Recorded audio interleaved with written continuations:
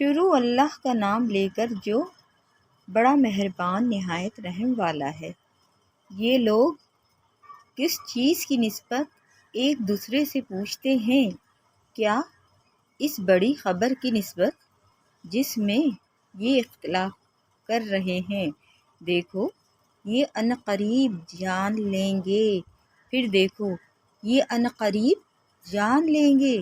کیا ہم نے زمین کو بچھونا نہیں بنایا اور پہاڑوں کو اس کی میخیں نہیں ٹھہرایا، اور ہم نے تم کو جوڑا جوڑا پیدا کیا اور نیند کو تمہارے لیے موجب آرام بنایا اور رات کو پردہ مقرر کیا اور دن کو معاش کا وقت قرار دیا، اور تمہارے اوپر 7 مضبوط آسمان بنائے اور آفتاب کا روشن چراغ بنایا اور نچڑتے بادلوں سے موسلا دھار مینا برسایا تاکہ ہم اس سے اناج اور نباتات پیدا کریں اور گھنے گھنے باغ۔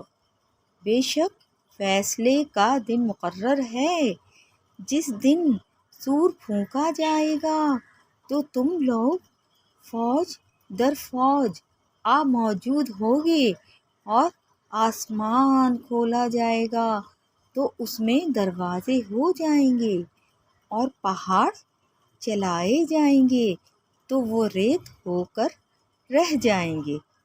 بے شک دوزخ گھات میں ہے، یعنی سرکشوں کے لیے کہ ان کا وہی ٹھکانہ ہے، اس میں وہ صدیوں پڑے رہیں گے۔ وہاں نہ ٹھنڈک کا مزہ چکھیں گے، نہ کچھ پینا نصیب ہوگا مگر کھولتا پانی اور بدبودار پیپ۔ یہ بدلہ ہے ان کے اعمال کے موافق۔ یہ لوگ حساب آخرت کی امید ہی نہیں رکھتے تھے اور ہماری آیتوں کو مسلسل جھٹلاتے رہتے تھے، اور ہم نے ہر چیز کو لکھ کر محفوظ کر رکھا ہے۔ سو اب مزہ چکھو، ہم تم پر عذاب ہی بڑھاتے جائیں گے۔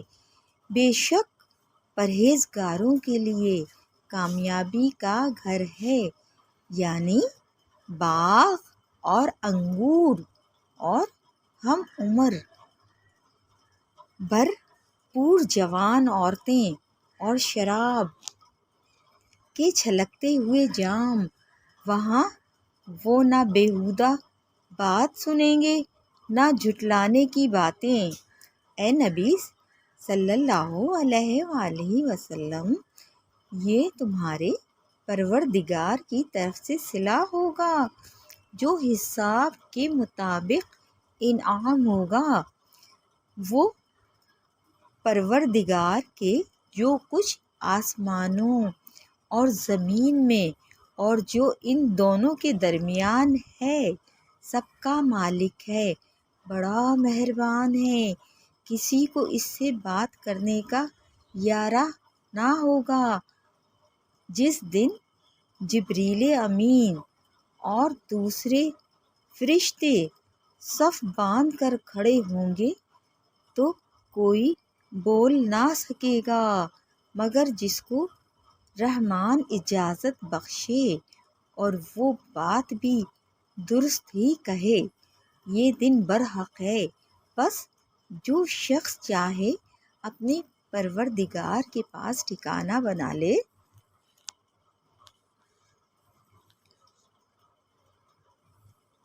ہم نے تم کو عذاب سے جو عنقریب آنے والا ہے آگاہ کر دیا ہے، جس دن ہر شخص ان اعمال کو جو اس نے آگے بھیجے ہوں گے دیکھ لے گا، اور کافر کہے گا کہ اے کاش میں مٹی ہوتا۔